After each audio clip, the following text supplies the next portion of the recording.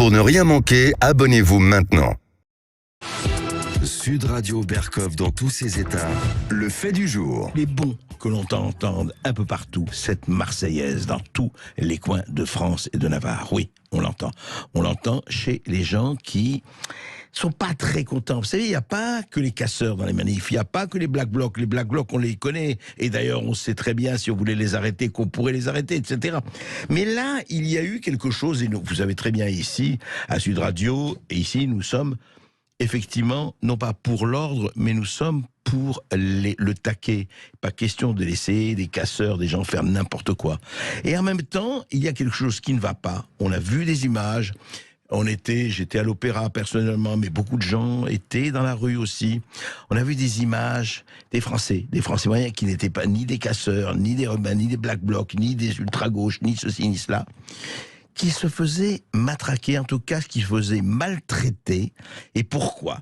Nicolas Dupont-Aignan, bonjour. Bonjour. Vous êtes député, vous êtes fondateur et président de Debout la France. Et vous avez vu, notamment, on ne va pas rentrer sur le fond des bassines, du pour, du contre les bassines, mais il s'est passé à Sainte-Soline quelque chose d'assez grave, et il y a quelqu'un qui est dans le coma, on ne sait pas s'il est mort ou pas, mais au-delà de ça, on a entendu, Mediapart et d'autres l'ont dit, on l'a entendu, et je voudrais qu'on réagisse là-dessus, ce sonore où on entendait un médecin dire ceci, enfin des soignants dire ceci. Écoutez. Alors déjà, le problème, c'est que vous n'êtes pas sur place, donc c'est un peu compliqué. On a eu un médecin sur place et on lui a expliqué la situation, c'est qu'on n'enverra pas des micros ou de moyens sûrs sur place parce qu'on a ordonnement envoyé par les forces de l'ordre. Ok. Est-ce que... Voilà. Alors moi je suis avec des observateurs de la Ligue des droits de l'homme qui disent que leurs observateurs sur place disent que c'est calme depuis 30 minutes et que donc il est possible d'intervenir. Je suis d'accord avec vous, vous n'êtes pas le premier à nous le dire. Le problème c'est que c'est à l'appréciation des forces de l'ordre et qu'on est sous un commandement qui n'est pas nous. Alors voilà, notamment, et on va parler de tout le reste, bien sûr, Nicolas Dupont-Aignan, mais là, il y a un dialogue, évidemment, tout à fait hallucinant, où on dit, oui, écoutez, les forces de l'ordre nous ont dit de ne pas intervenir, dit un soignant, alors que le SAMU, c'est un exemple de beaucoup de choses qui sont produites, et on voit quelque chose qui s'est transformé depuis quelques jours. Oui, moi je suis très inquiet. Très inquiet, pourquoi ? Vous savez, je ne suis pas suspect d'être un mélenchoniste. J'ai toujours, et je défends les policiers et les gendarmes. Il y a eu plus de 400 gendarmes et policiers blessés depuis des semaines, et je pense à eux. Je défends le droit de manifester. Et il y a 99,9% des manifestants qui sont des gens pacifiques. Mais depuis la 8e ou 9e manifestation, 8e je crois, il y a eu un changement d'attitude de la direction des opérations des forces de l'ordre, et je ne mets pas en cause les policiers. Bon. Je mets en cause la direction des forces de l'ordre. Le commandement. Le commandement, oui. Qui a renoué avec ce que j'appelle les sales méthodes Castaner, l'allemand. C'est-à-dire, on a le sentiment, je n'ai pas de preuves, bien sûr, mais on a le sentiment que, alors que le préfet Nunez, dans les premières manifestations, les 8 premières manifestations, avait eu une stratégie de pacification, de protection des manifestants, les casseurs n'étaient pas arrivés. Donc ça veut bien dire qu'ils avaient été empêchés. Oui. Tout à coup, une fois que le 49.3 passe, tout à coup, l'avant-dernière manifestation, la 10e, ça s'est mieux passé, mais l'avant-dernière, comment 1000 casseurs ont pu arriver en tête de cortège à l'Opéra? Je pose la question.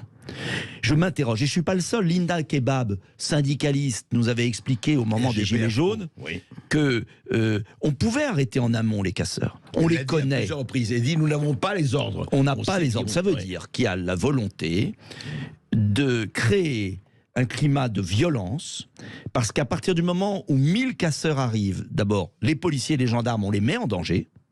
Donc c'est pas bien pour la police. Deuxièmement, on met en danger les manifestants. Troisièmement, on n'est pas à l'abri dans la réaction des forces de police face à ces casseurs, d'avoir des individus, ce que j'appelle des individus qui n'honorent pas la police, qui sont une minorité, mais qui existent. On a entendu les bandes son, on a entendu tout ça. Et on dresse et on sépare la police et la gendarmerie, qui sont exemplaires dans 99,99% des cas, de la population. On dresse la jeunesse contre notre police, on crée un climat du chaos, C'est ce que vous appelez, ce que j'appelle le gouvernement du chaos. Par le chaos. L'auteur d'un livre remarquable sur le sujet. Et je trouve ça extrêmement grave. Tout ça pour après faire du cinéma à l'Assemblée nationale, la séance de mardi, où j'étais. On a vu une espèce de surenchère mielleuse entre tous les groupes de l'Assemblée nationale pour défendre nos forces de l'ordre, ce qui est très bien. Oui, mais je ne crois pas que M. Darmanin et le préfet de police et la préfète qui était à Sainte-Solide aient défendu les forces de l'ordre. En fait, ils font semblant de les défendre, mais ils les écartent, ils les coupent de la population. Et c'est très grave. Je crois à une police républicaine, à une gendarmerie. Nous avons des policiers exemplaires. Et on a un gouvernement qui crée des situations abominables. Et l'image de la France, d'abord, il y a des manifestants, il y en a 2 dans le coma, même si je ne les approuve pas, même si je condamne les 400 dingues qui sont arrivés à Sainte-Soline. Attention, moi, toute cette extrême gauche violente, qui intimide, qui casse, il faut être intraitable avec eux. Mais on peut l'être, sans pour autant taper comme on tape, sur les manifestants ou bloquer des secours. Oui. Mais vous vous rendez compte? Alors, j'espère qu'il y aura une commission d'enquête sur cette affaire des secours. Oui. J'ai entendu le son. J'ai entendu aussi, il y a maintenant, certains disent que c'est pas vrai, mais je vois pas comment cette bande-son a pu exister si elle paraît vraie. En tout cas, le préfète doit s'expliquer, parce que si vraiment... Est-ce que c'est un accident, c'est-à-dire qu'ils n'ont pas pu joindre, il y a eu un quiproquo, ou est-ce que c'est volontaire? Mais si c'est volontaire, c'est gravissime. Bien sûr. C'est la démission du ministre de l'Intérieur. Mais c'est gravissime. Ça me paraît... Et encore une fois, je ne suis pas suspect d'être... J'ai toujours, et je soutiens la police et la gendarmerie, mais souvenez-vous, mai 68, moi j'étais petit, mais si en mai 68, il n'y a pas eu des morts, c'est parce qu'il y a eu un grand préfet de police, le préfet Grimaud, qui a su faire agir la police avec beaucoup d'intelligence. Moi j'étais en mai 68, je suis plus âgé que vous, Nicolas Dupont-Aignan, j'étais en mai 68, j'étais jeune, je regardais tout ça, j'étais à l'Express, j'étais journaliste à l'Express à l'époque, et je me rappelle très bien, il n'y a pas eu un mort, il y a eu un mort à Flins, mais dans d'autres circonstances, il n'y a pas eu un mort pendant un mois, et il y avait des barricades, et c'était, attention, autrement plus violent, il y avait vraiment des choses très fortes, pas un mort, grâce au préfet Grimaud qui a su maintenir ce qu'il fallait. Et encore une fois, il ne s'agit pas de céder. Je veux être clair. Il faut retenir les casseurs, il faut les interpeller, il faut les condamner. Mais le paradoxe qu'il y a dans tout ça, c'est que on a vu des scènes abominables, des casseurs d'une violence inouïe qui auraient dû être arrêtés préventivement, qui ne le sont pas, et qui auraient pu, qui ne le sont pas, qui ne sont pas condamnés d'ailleurs par la justice, ce qui est ahurissant. Et puis après, on voit des forces de police qui sont lancées contre des manifestants calmes, des enfants, des familles, des personnes âgées, dans des scènes ahurissantes, qui déconsidèrent la police. Qui sont là accroupis, et qui déconsidèrent la police, qui déconsidèrent la France dans le monde, avec des réactions de par le monde. On a vu la presse internationale. Des images abominables. Et après, on a un ministre de l'Intérieur qui se prétend le défenseur de la police, de la gendarmerie, et qui accuse les oppositions. Donc, ça veut dire quoi? Ça veut dire que c'est fait exprès. Vous savez, c'est pas un hasard. Et pourquoi c'est fait exprès? Je vais vous dire pourquoi c'est fait exprès. Pour 2 raisons. Pour porter atteinte à la liberté de manifestation, parce que bien évidemment, moi je connais beaucoup de gens qui m'ont dit on va pas aller à la prochaine manifestation parce qu'on a peur. Qui disent à leurs jeunes, n'y va pas, tu vas te prendre un pavé soit d'un casseur, soit une matraque. C'est pas possible, n'y va pas. Donc évidemment après, le gouvernement triomphe. Je voyais les Échos, le journal. Ça s'essouffle. La manifestation s'essouffle et vous avez tous les médias du système. Or, 10 manifestations et avoir 800 000 personnes, chiffre police, c'est énorme en jour de semaine. Donc ça veut dire que c'est une volonté, comme ils avaient fait avec les Gilets jaunes, de cibler des meneurs et d'avoir une police qui sort du cadre républicain. J'ai beaucoup de policiers, je connais beaucoup de policiers, je suis ami avec des policiers qui sont indignés des instructions qu'ils reçoivent. Et en même temps, alors il y a une question que je voulais vous poser. Moi, on a vu aussi, on a entendu des témoignages, notamment, vous savez, ce sonore tout à fait assez hallucinant. On disait, oui, toi, tu vas voir ce qui va t'arriver. On entendait le bruit des gifles. On l'a vu, ça a passé sur tous les réseaux sociaux. Et puis toi, tu fermes ta gueule. Et puis qu'est-ce que tu fais là? Et puis des femmes qui se sont plaintes de certaines fouilles, quand même. C'est vraiment plus que borderline, intime et tout cela. Enfin. il y a eu. Alors, est-ce qu'il y a chez certains, parce qu'il y a un ancien policier qui m'a dit, il y a un problème de formation. Ils m'ont dit, c'est-à-dire que il y a certains, encore une fois une minorité, mais qui disent, ils sont pas formés, ils sont là, ils arrivent, on les met sur le terrain. Et puis, alors, moi, je crois pas du tout à cela. Ouais. On a des policiers, des CRS très formés. J'ai assisté à une formation il y a quelques années dans l'Essonne, des gens très formés. Simplement, il y a cette fameuse brigade, La Brave. Oui, la Brave. Où, qui on met dans cette Brave? Est-ce qu'on ne met pas exprès des personnes qui sont limites pour justement pouvoir faire ce que les CRS ne feront jamais? J'ai confiance dans la police de notre pays, dans les gendarmes de notre pays. La quasi-totalité sont d'un respect et en prennent plein la gueule. Il faut aussi leur rendre hommage. Bien sûr. Plein la Bien gueule, sûr. sans être jamais défendus par leur hiérarchie, sans être défendus par la justice. Et en même temps, on a une espèce de brigade motocycliste qui... Je ne remets pas en cause la brigade motocycliste parce qu'elle peut être utile pour aller rapidement et avoir une réaction rapide. Mais il faut que cette brigade motocycliste soit exemplaire. Et qu'on ne mette pas sur cette brigade motocycliste des personnalités qui se laissent aller à des actes inexcusables. Et ce que j'ai regretté, c'est que si j'avais été ministre de l'Intérieur, à la conférence de presse de M. Darmanin, j'aurais condamné totalement ces gestes. Il a simplement parlé de manquements et qu'il allait voir. Enfin, c'est quoi? Le rôle d'un ministre de l'Intérieur, c'est de défendre sa police. Et nous avons une police républicaine exemplaire. Elle ne peut pas souffrir. Oui, mais Nicolas d'une tâche. Dupont-Aignan, et il y a aussi Gérald Darmanin, très souvent, vous avez vu, quand il y a des attentats terroristes, il dit « je condamne avec ferveur, je condamne absolument, nous allons prendre des mesures ». Et là, on se dit « mais il prend quelles mesures ?» Et puis, il y a aussi... alors, à discuter aussi. Il dit « attention, on n'a pas utilisé telle ou telle arme » et on découvre... Excusez-moi, il y a eu telles armes de guerre qui ont été utilisées. Quand je dis armes de guerre, je ne sais pas que des armes, c'est pas des Kalachnikov, etc. Mais enfin, il y a un vrai problème de maintien de l'ordre. Il y a un vrai problème de direction qui instrumentalise la police pour mettre de l'attention. Quand je dis instrumentalise la police, une minorité, mais qui, on l'a vu sur les Gilets jaunes, on le voit là. Je le dis à mes amis policiers et gendarmes qui sont outrés. C'est inacceptable et je demande une commission d'enquête parlementaire, non pas pour jeter l'opprobre sur la police, parce que je n'aime pas non plus une certaine gauche, je ne vous le cache pas, de la France insoumise qui passe sa vie à parler de violence policière. C'est honteux. Il n'y a pas de violence policière en France, c'est honteux de dire ça, c'est pas vrai. En revanche, il y a eu à 2 reprises là, comme il y a eu au moment des Gilets jaunes, comme il y a eu au moment de la loi El Khomri, souvenez-vous quand même de l'affaire Benalla, le conseiller du président de la République qui va tabasser des manifestants. Souvenez-vous de l'affaire Benalla, personne n'en parle. Donc ça veut bien dire que c'est une caractéristique du macronisme d'instrumentaliser, de nourrir les désordres et de les instrumentaliser.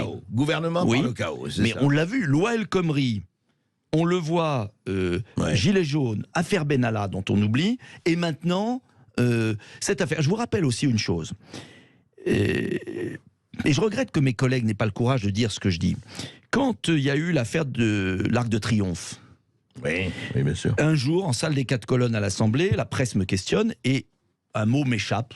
Parce que vous savez, les gens croient que c'était calculé, mais c'est un mot sincère que j'ai porté.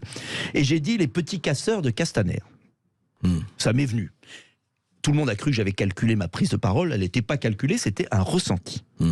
Monsieur Castaner organise une conférence de presse pour me répondre.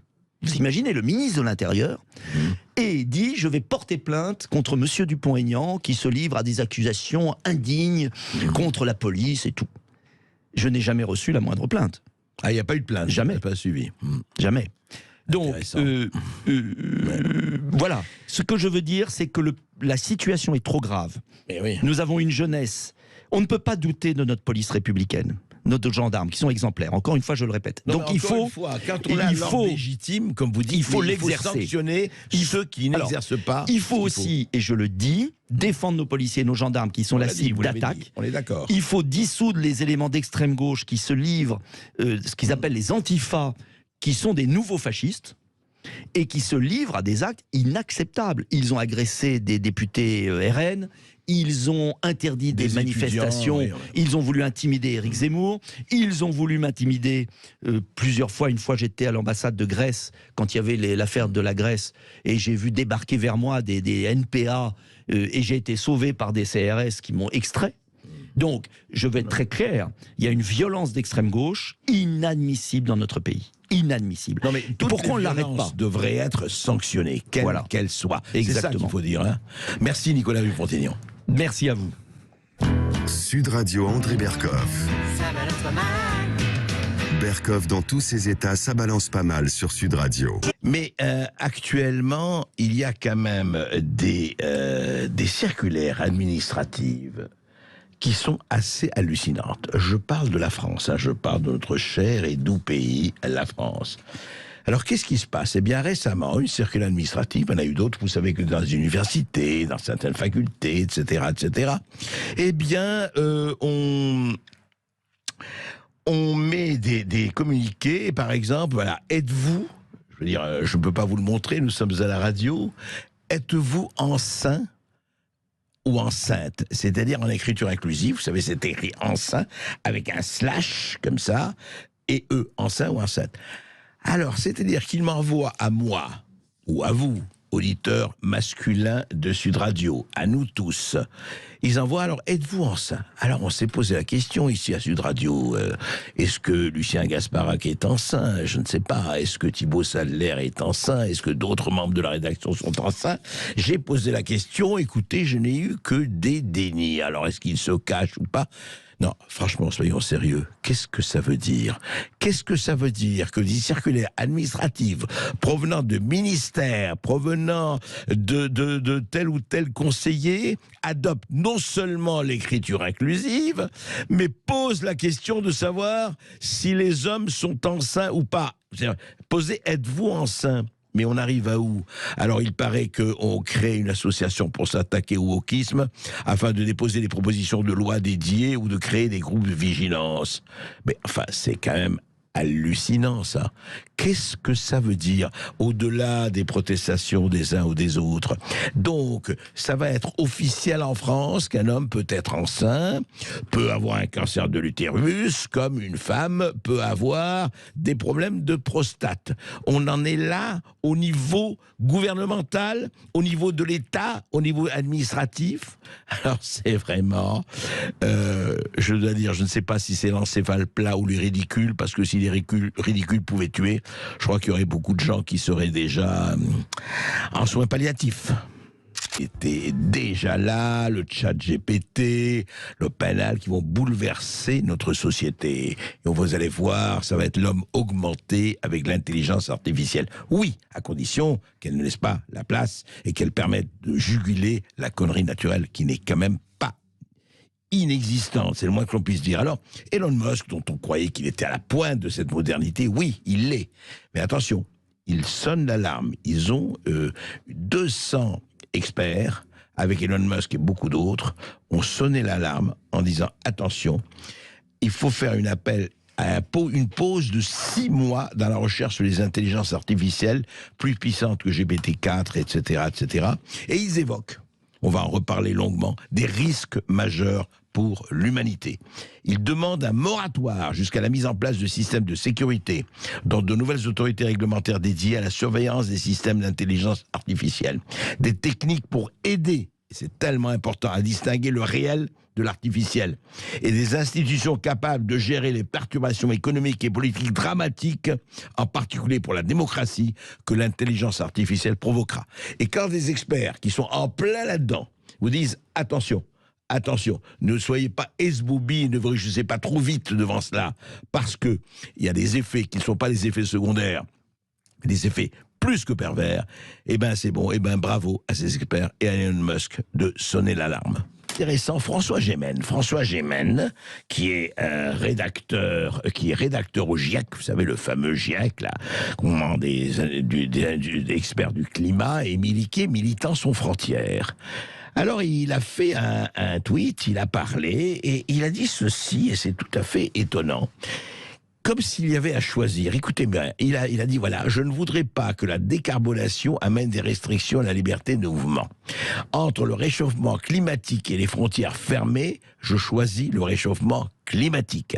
C'est-à-dire qu'il est militant sans frontières, donc open bar, les portes ouvertes aux migrants, etc. Très bien, très bien. Mais alors c'est quand même tout à fait intéressant. C'est que lui, il est directeur de l'Observatoire Hugo consacré aux migrations environnementales à l'Université de Liège, etc. Il dit, écoutez, je parle de la pollution, etc. Et il dit, la grande cause de ma vie, moi, c'est pas la pollution. C'est pas la pollution, c'est l'ouverture des frontières.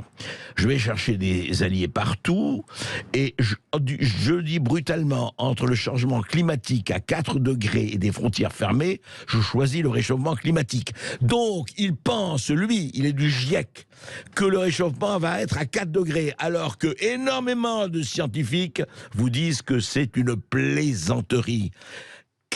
En quoi il oppose la décarbonation et l'ouverture des frontières? En quoi les migrants augmentent le CO2?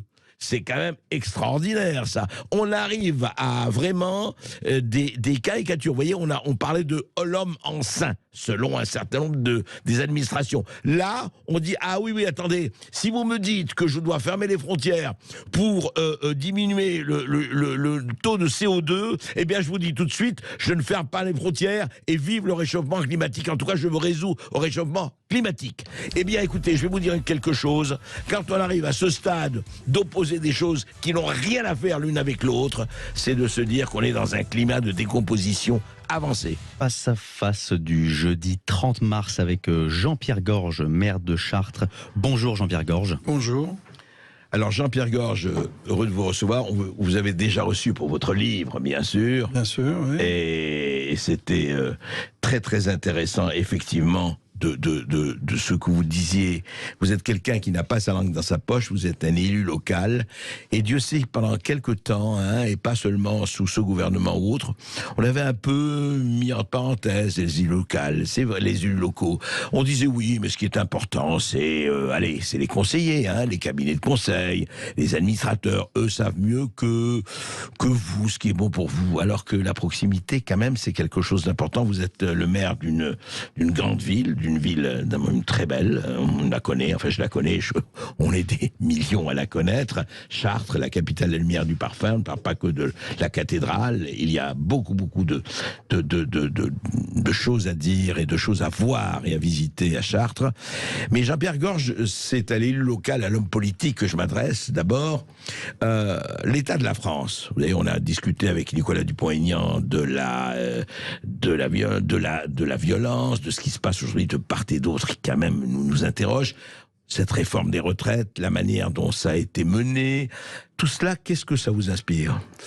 Je suis un peu inquiet. Moi, j'ai un âge, où je peux dire, je vais finir tranquille, mais pour la suite, je suis inquiet parce que je sens qu'il n'y a pas de vision. Le pays qui a eu un De Gaulle aujourd'hui, mais il est à mal dans plein de domaines. La discussion sur le nucléaire, par exemple, c'est des choix stratégiques qui ont été faits à une époque. À travers ces décisions-là, moi, je me sens gaullien, gaulliste, tout des qualificatifs. Et aujourd'hui, je me dis, où est la vision? C'est-à-dire que d'un mandat d'un président à un autre, on change, mais on fait un virage à 180 degrés. On arrête, on recommence.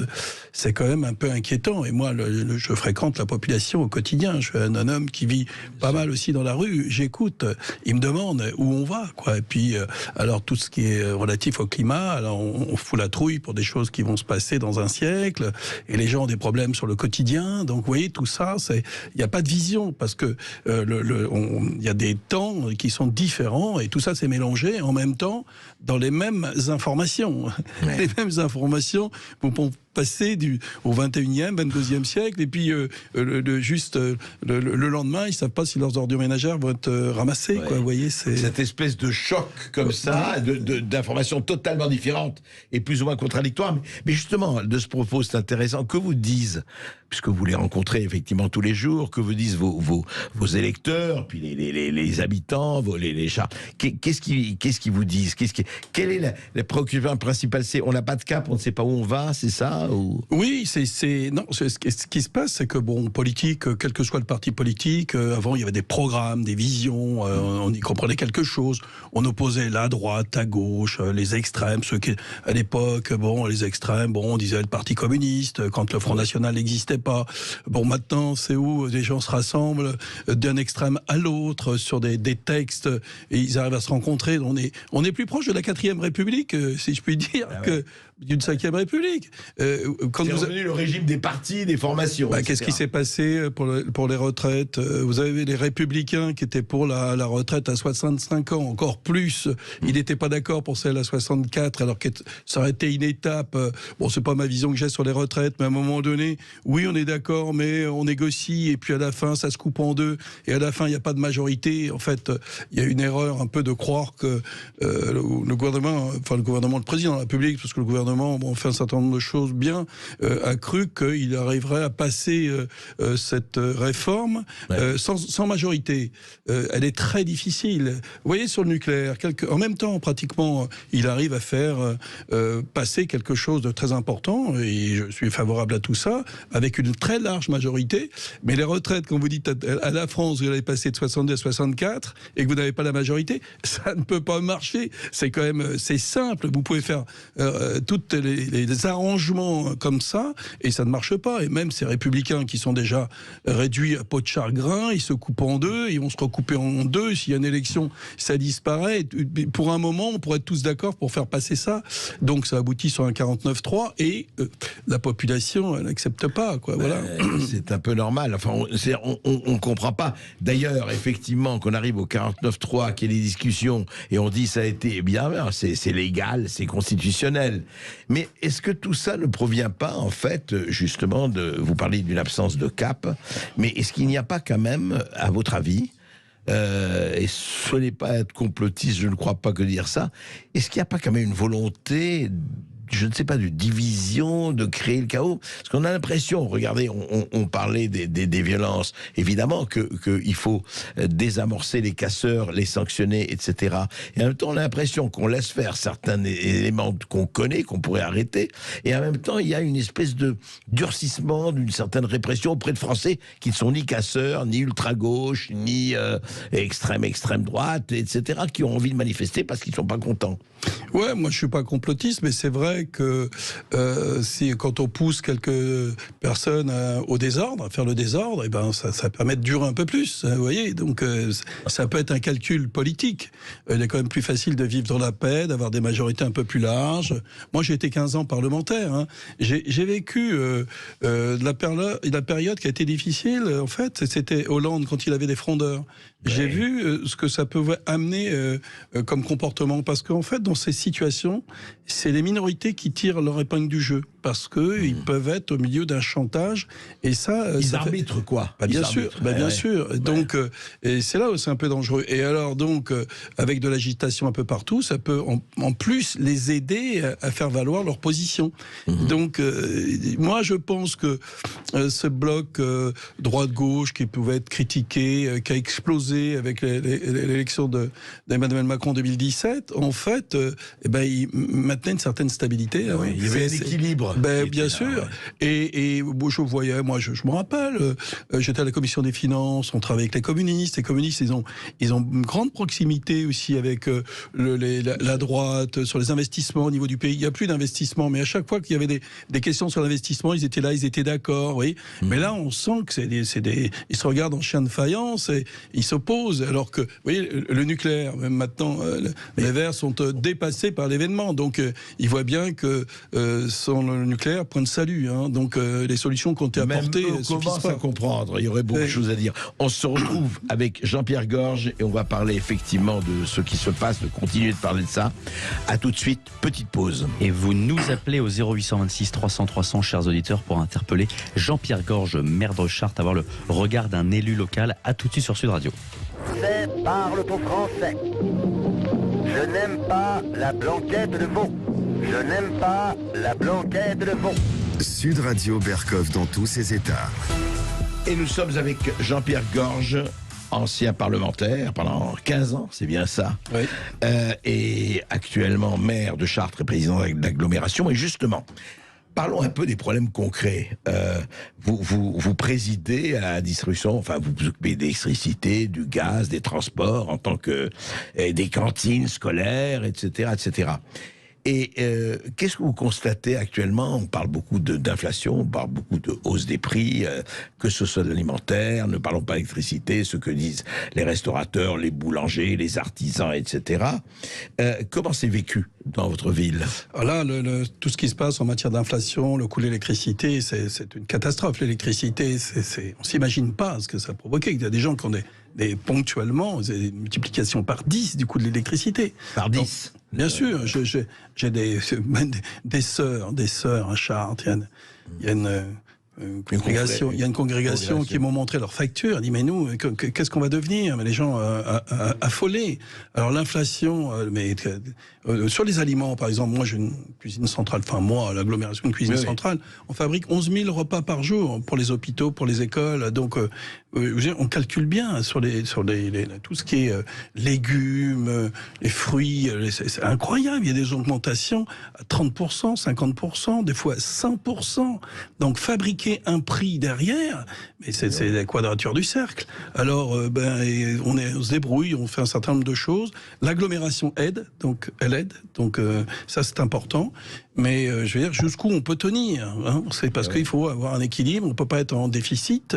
Donc c'est vrai que ça devient très très difficile. En fait, l'État peut être en déficit, mais pas l'agglomération ou la commune. Alors c'est ça, c'est que en ce moment, je sens que c'est les communes qui sont dans le collimateur. On nous met des contraintes incroyables. Mais quand vous regardez, comme par exemple, oui. Ah ben là, attendez, déjà le GVT, on nous augmente la masse salariale sans qu'on demande. Bon, que les gens soient plus payés, moi j'aime bien, c'est bien.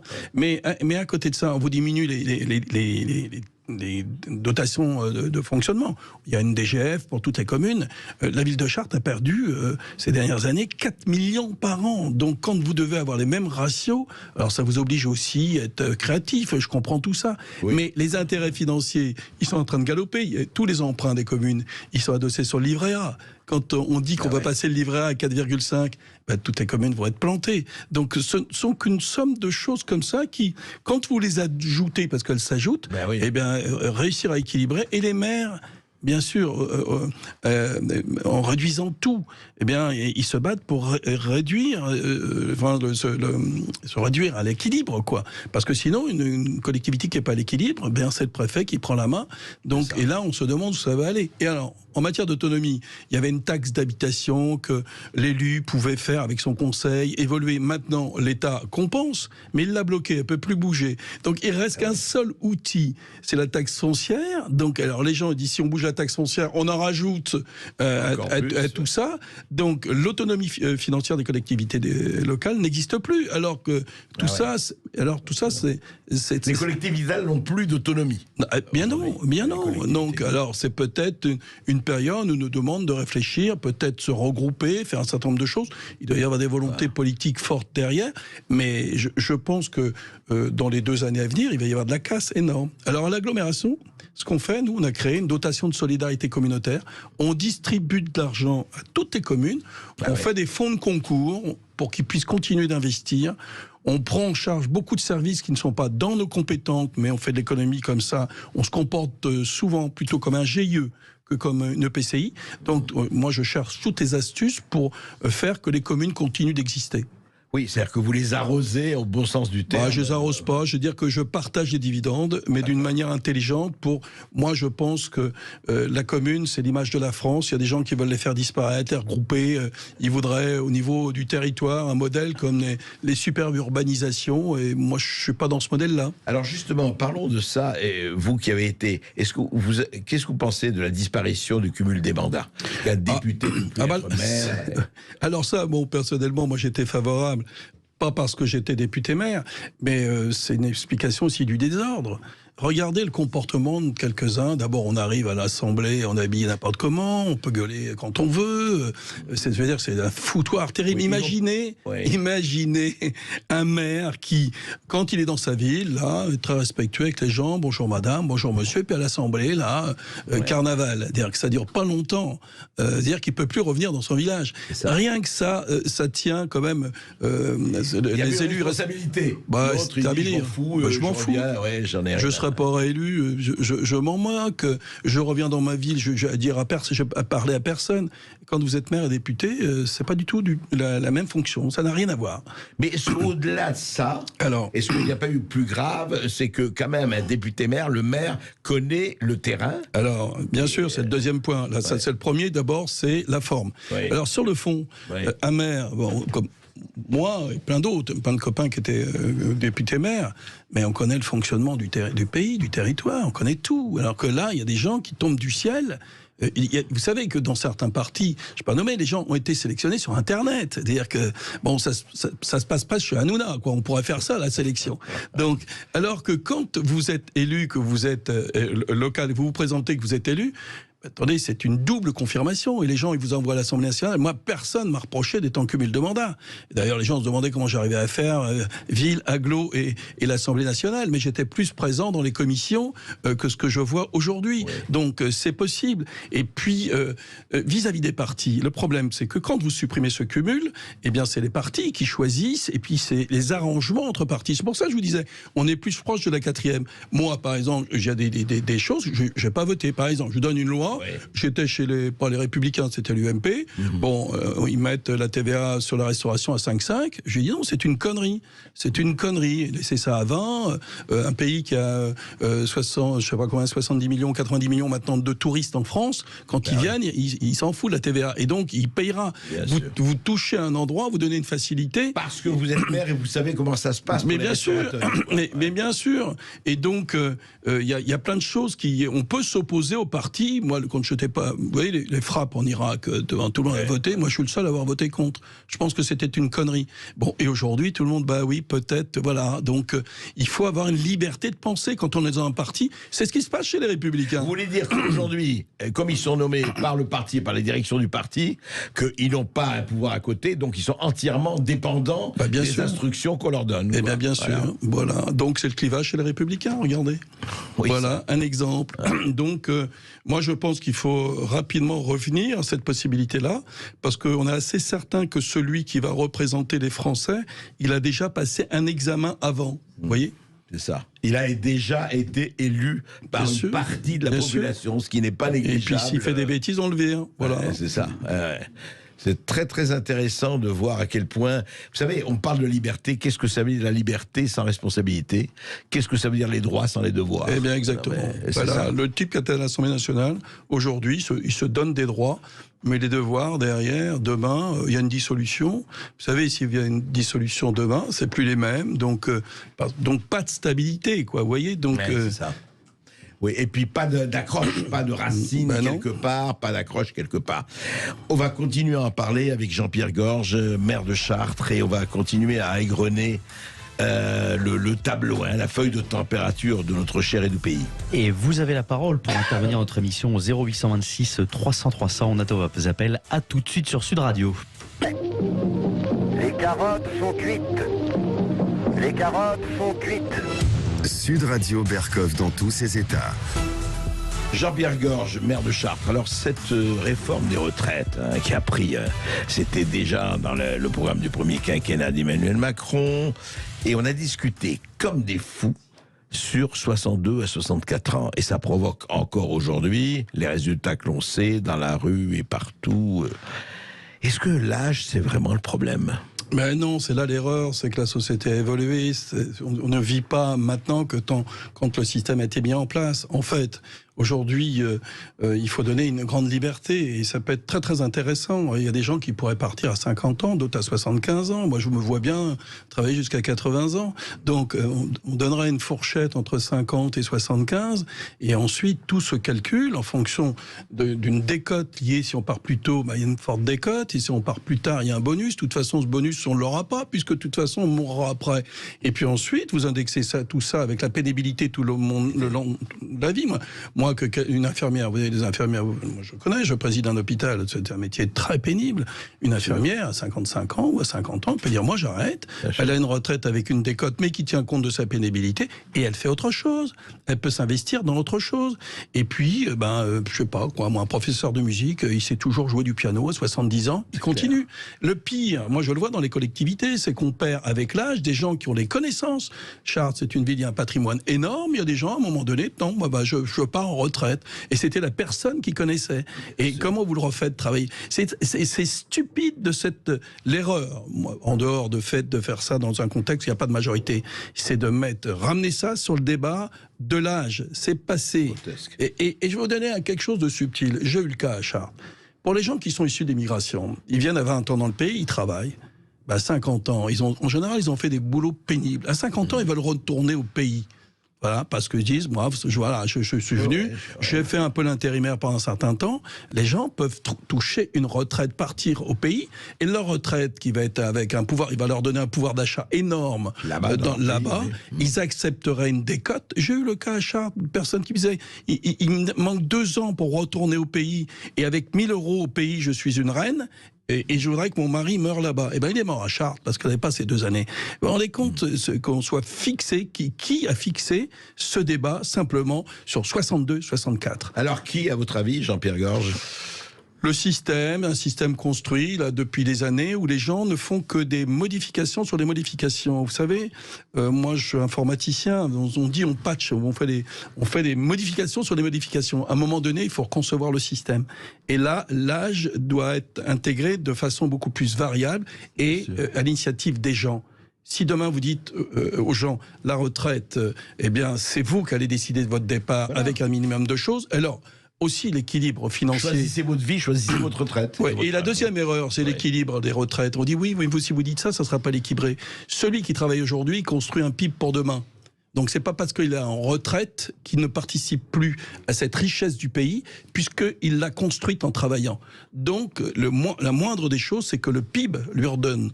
Et donc, dans le PIB, je rappelle, le produit intérieur brut. Oui, donc, mais ça, c'est la somme des valeurs ajoutées. Donc, l'outil pour faire ça, il existe, c'est la TVA.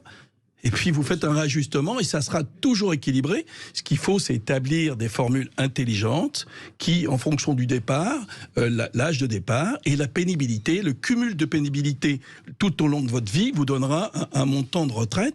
La personne aura une simulation, voilà. Elle accepte, elle part et elle peut faire autre chose. Voilà, exactement. Et puis elle aura une décote parce qu'elle aura eu un métier pénible et donc on l'augmentera en fonction. Il faut donner la possibilité d'avoir 2 vies, la vie travail mais si je vous entends, Jean-Pierre Gorge, c'est qu'il y a quand même une catégorie de princes qui nous gouvernent, je ne dis pas tous, ne généralisons pas, je déteste les généralisations, mais enfin, ils savent, mais ils considèrent quoi, les gens, comme des tableaux Excel, comme des signes de tableaux Excel, c'est quoi? Il y a une déconnexion avec les gens dans leur quotidien, dans ce qu'ils sont.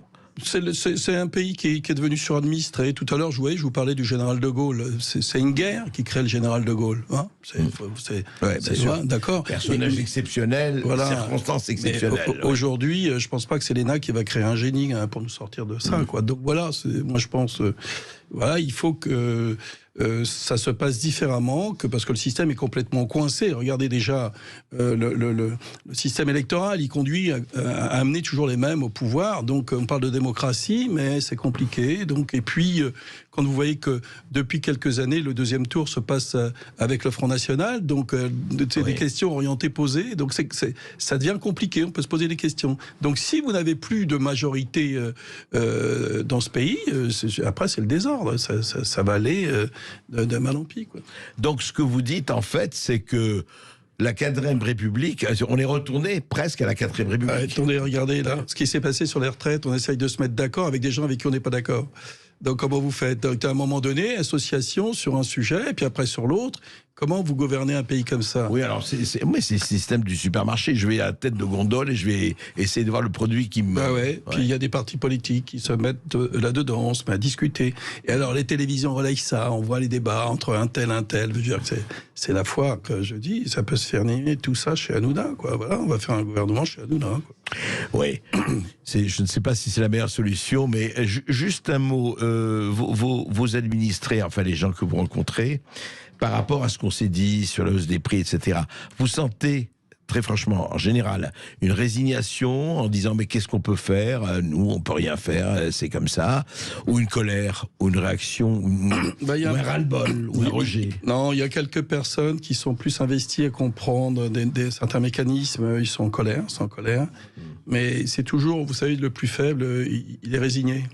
Ouais. C'est ça qui est terrible, c'est le plus faible qui est résigné. Mais déjà, il ne comprend pas forcément tout ce qui est sur la hausse de l'électricité. Comment peut-il comprendre que de l'électricité qui est fabriquée à 5 centimes le kilowatt, elle se retrouve à des prix multipliés par 10 Comment est-ce possible qu'un pays qui a une autonomie énergétique forte, on explique tout ça, et demain on dit oui, mais ces prix-là, c'est parce que c'est décidé sur les marchés, et puis c'est de l'électricité qui vient de l'extérieur.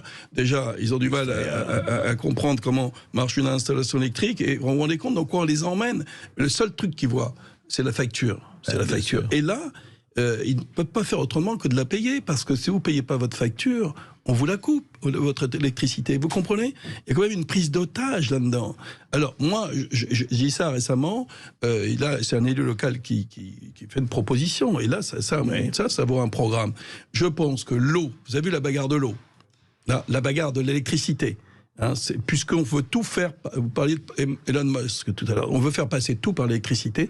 Je pense que l'eau et l'électricité sont devenus des produits de première nécessité. Et le prix doit se fixer à l'Assemblée nationale et pas sur les marchés. Ouais. Oui, c'est produit de première nécessité. Donc, c'est à l'Assemblée nationale qu'on fixe les prix, mais pas à la corbeille, comme dirait le général de Gaulle. Comme dirait le général de Gaulle, absolument. Eh bien, écoutez, on va recevoir nos auditeurs, parce qu'il y a beaucoup d'auditeurs qui nous appellent et qui vous pressent, et qui deux questions. Beaucoup d'appels au 0826 300 300. Lucien. Oui, on accueille Fabienne de Saint-Jean-de-Luz. Bonjour Fabienne. Oui. Bonjour Fabienne. Oui, bonjour Monsieur Bercoff, bonjour Monsieur Gorge. Bonjour. Alors j'ai une question, donc c'est concernant les cuisines centrales, les nouvelles cuisines centrales, voilà, qui existent depuis 2 ans à peu près, qui sont en fonction, voilà. Enfin bon, il y a un gros problème, voilà, avec la nourriture des cuisines centrales. Moi, j'ai ma mère qui est en EHPAD de Val-de-l'Eure. D'ailleurs, elle vous a fait une lettre, mais bon, elle n'a toujours pas reçu de réponse. Il y a vraiment une grosse dégradation vraiment de la qualité de l'alimentation. C'est vraiment catastrophique, je peux vous dire. Alors, c'est sûr que les budgets sont peut-être serrés, mais bon, voilà, là, ça va quand même loin.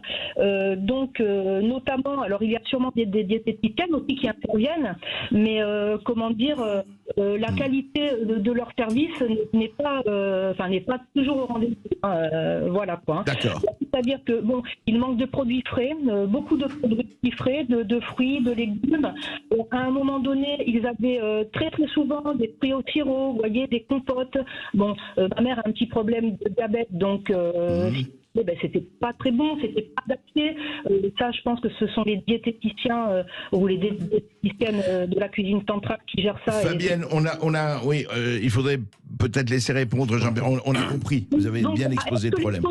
Est-ce que les choses ont évolué, qu'il y aurait un œil jeté justement sur ces cuisines centrales, de façon à ce que l'alimentation s'améliore, et notamment la viande et le poisson, et les gens de l'EHPAD ont du mal à mâcher l'alimentation, c'est pas adapté. Est-ce qu'il va y avoir un regard là-dessus? D'accord, Fabienne, d'accord. Oui, alors d'abord, la cuisine centrale n'existe pas depuis 2 ans. Quand j'ai été élu, elle existait déjà. On en a construit une nouvelle, plus grande, qui intègre justement aussi les hôpitaux.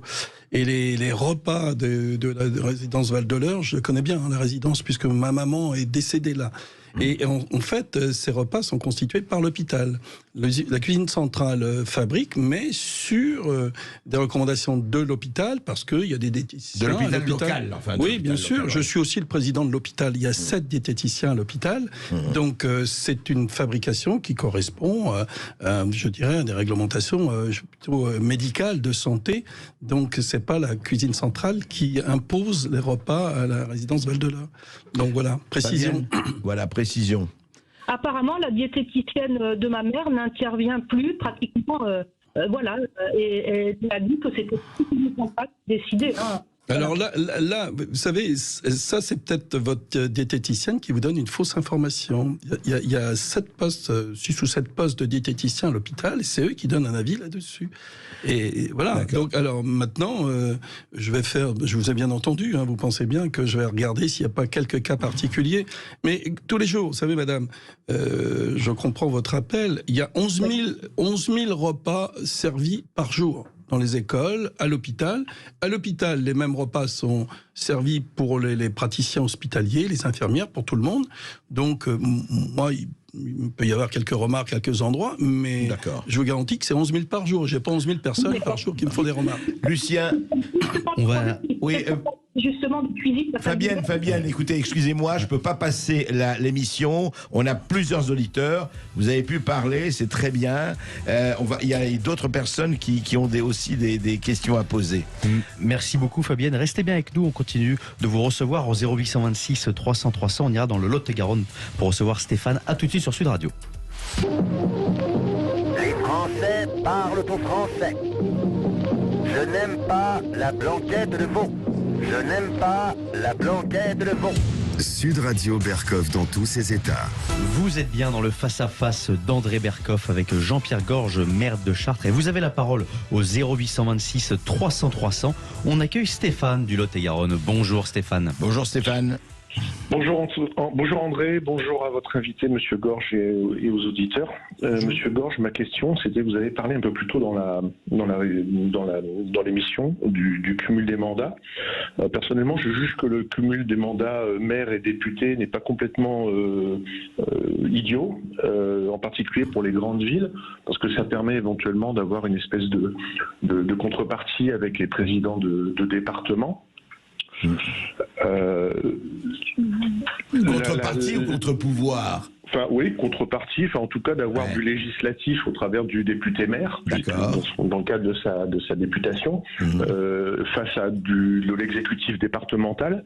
Et donc, je viens à ma question.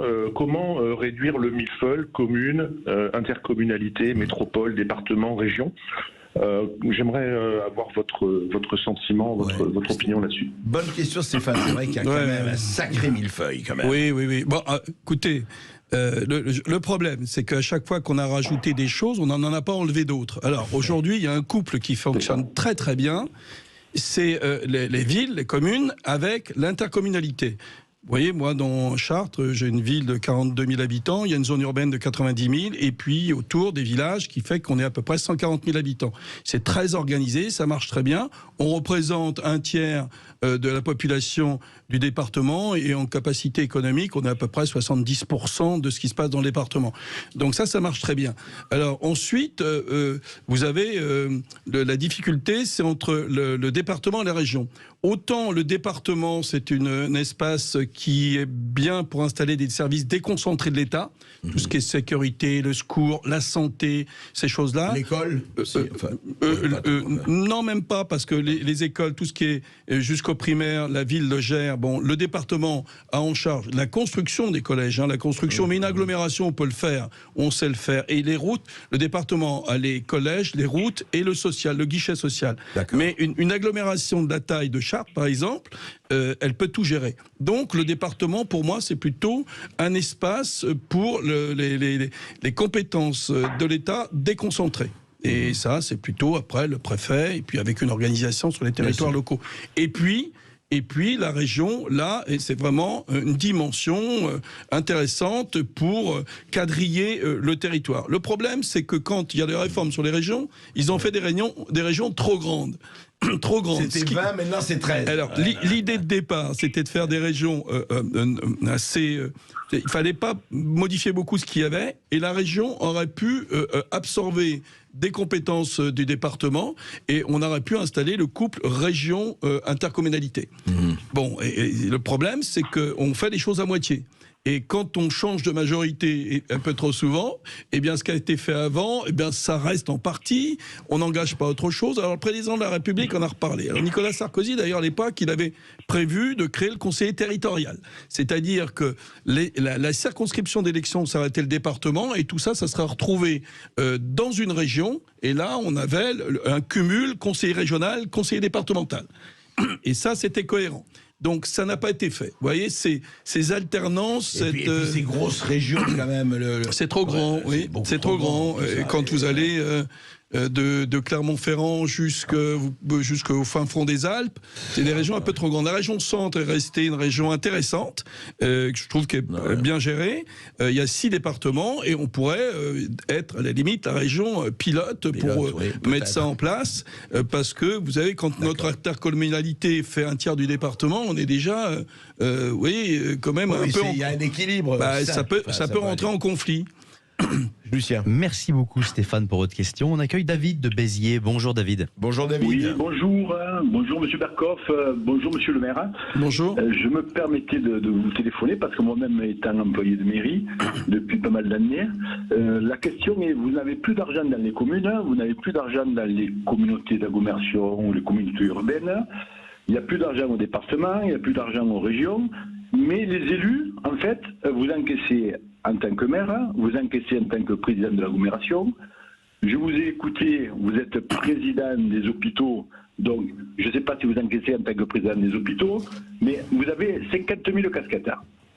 Alors, ma question c'est comment se fait-il qu'en termes d'indemnité, il n'y a jamais aucun problème, et en termes de, comment dirais-je, de salaire, de revalorisation, de financement au niveau des communes et des administrations, on n'a pas d'argent. Alors, la question que je me pose depuis pas mal de temps. Voilà. Ben écoutez, je vais lui répondre. Non, en fait, vous savez, c'est marrant parce que c'était chez Bourdin, il y a une personne qui avait fait une intervention comme vous qui disait que je gagnais 50 000 euros par mois. Non, on est limité. Quand vous êtes maire et député, vous êtes limité à peu près à 8 000 euros. Ça doit un ratio entre 1,5 fois le salaire maximum d'une commune, la commune, enfin une grande commune. En fait, il y a un écrêtement. Moi, j'ai une indemnité de maire et une indemnité de président d'agglo, c'est tout. Et d'ailleurs, quand j'étais parlementaire, j'avais une indemnité de député, puis celle de l'agglo, mais pas d'indemnité à la ville. Vous êtes limité, c'est environ 8 000 euros. Donc, je suis président des hôpitaux depuis 22 ans, j'ai jamais touché un centime. Je suis président des CCAS, je suis président d'une multitude de petites structures qui sont liées à la fonction de maire. Je ne touche pas un centime. Par contre, monsieur, moi, je suis actif de 8h du matin à minuit le soir. Et voilà. Et quand j'étais dans la société civile, je gagnais bien plus qu'en étant maire, même maire député.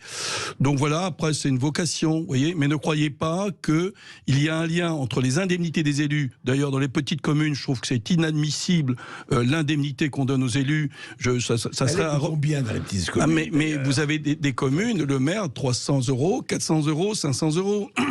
Et le conseil municipal, il n'est pas payé, c'est lui qui assume la proximité.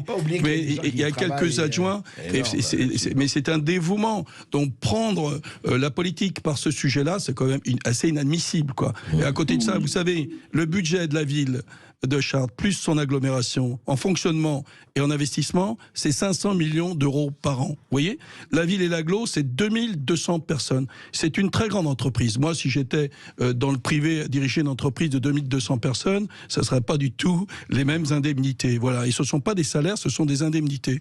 Voilà, petite réponse. Je vous ai bien entendu, mais bon, il me semble qu'autour de moi, beaucoup de petites communes, bon, il y en a à 300 euros, bien sûr, mais il y a quelques maires autour de nous qui encaissent des indemnités de 3-4 000 euros pour quelques heures par semaine. Il ne doit pas y en avoir beaucoup monsieur, parce que même la ville de Chartres, si elle n'était pas classée ville touristique, ville préfecture, tout un tas de critères, on ne peut pas monter jusqu'à 4 000 comme ça. Une ville comme Chartres qui est assez importante, et des villes comme ça, il n'y en a pas un grand nombre en France. Non, je vous garantis, des maires qui gagnent 3 ou 4 000 euros, il y en a très peu dans les petites communes. Et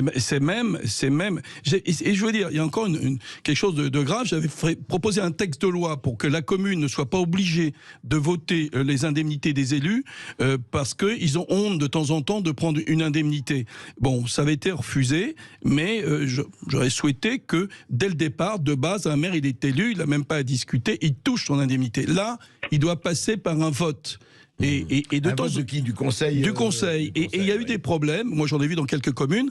Quand le maire est quelqu'un qui n'a pas besoin de cet argent-là, les 400-500 euros pour vivre, eh bien, il prend pas d'indemnité. Et le suivant, quand il arrive, il n'ose pas demander d'indemnité. Donc, la loi devrait faire que ça soit un versement obligatoire plutôt que de faire des votes par les élus. Vous savez, monsieur le maire, qu'il y a un barème. Il y a un barème pour les maires qui est consultable. Ben, je le connais par cœur, monsieur. Hein. Vous le connaissez très bien. Donc vous savez très bien qu'il y a un minimum et un maximum. Et dès qu'on dépasse d'un ou de 2 habitants, on peut prendre le maximum. Peut-être vous ne le faites pas, mais autour de nous, il y a beaucoup de monde qui en abuse. Oui. Voilà, moi, je suis pas dans ces tranches-là, mais ça m'étonnerait qu'un maire, vous savez, moi, je suis respectueux de tous ceux qui se dévouent pour ce pays qui aujourd'hui a des difficultés. Vous savez, j'ai été auditionné là-dessus. Quand il y a eu les gilets jaunes, c'était les maires qui étaient là avec dans leur ville à essayer de contenir pour pas qu'il y ait trop de désordre. Le Covid, qui s'est occupé du Covid? C'est les maires qui ont installé des centres de vaccination. Donc, à un moment donné, si vous pensez qu'il y a des maires qui rajoutent 4 ou 5 habitants, vous avez peut-être, c'est comme la dame pour les repas tout à l'heure, vous connaissez peut-être 1 ou 2 maires qui ont fait venir leurs cousins ou leurs voisins pour grossir la population et toucher une indemnité. S'il y en a quelques-uns comme ça, il y a 36 000 communes. Enfin, faut pas raisonner comme ça sur quelques exceptions que vous avez peut-être vécues. On n'a pas le temps, malheureusement, de prendre Philippe, je crois. Nous sommes à 55. On s'excuse auprès de Philippe. Oui, parce que... Pas nous rappeler au 0826 mais rappelez Philippe, là, malheureusement, nous sommes... Je voudrais poser une dernière question à Jean-Pierre Gorge. Je crois qu'on a bien vu ce que c'est, effectivement, que de parler... Je dirais avec les maires qui ont effectivement les mains dans le cambouis, et ça ne veut pas dire qu'ils sont plus héroïques que d'autres, ça veut dire qu'ils sont là, dans le quotidien, dans la pratique. Au fond, est-ce qu'on ne devrait pas, je crois, exiger d'un élu, qu'il soit député ou autre, d'avoir fait une partie, vraiment, parce qu'on dit qu'il y a la préfectorale pour les énarques, etc., mais d'être effectivement, de faire, je dirais presque des stages de proximité, des stages en tout cas, d'être dans un conseil municipal et de travailler. Vraiment. Bien sûr. Bon, on le disait tout à l'heure, peut-être. Moi, en général, le Sénat, c'est même plus ça. Le Sénat, c'est intéressant, le Sénat, parce qu'il y avait ce côté sage. Pourquoi on disait que c'était des sages? Parce que, en général, c'est des élus locaux qui se présentent. Mais vous pouvez être élu sénateur sans être élu local. Absolument. Maintenant, le maire qui n'a même plus le droit d'être au Sénat. C'est-à-dire, il cumule aussi. Ah oui, ni Assemblée nationale, ni Sénat. Et en général, ce sont des élus locaux. Donc, mais à l'Assemblée nationale, moi, comme au Sénat, je pense qu'il devrait être normal d'avoir été ou être élu local pour pouvoir prétendre à l'échelon qui n'est pas supérieur, puisque c'est autre chose. C'est législatif. Mais il faut savoir de quoi on parle quand on va à l'Assemblée nationale. Eh bien, écoutez, on va faire un appel pour que les élus locaux, au Parlement comme au Sénat, ce soient des gens qui ont été ou qui sont élus locaux. C'est un vrai combat. Merci beaucoup, chers auditeurs, d'être toujours aussi nombreux à nous appeler. Et merci à Jean-Pierre Gorge, le maire de Chartres. Tout de suite, l'émission de Brigitte Lay. À tout de suite sur Sud Radio.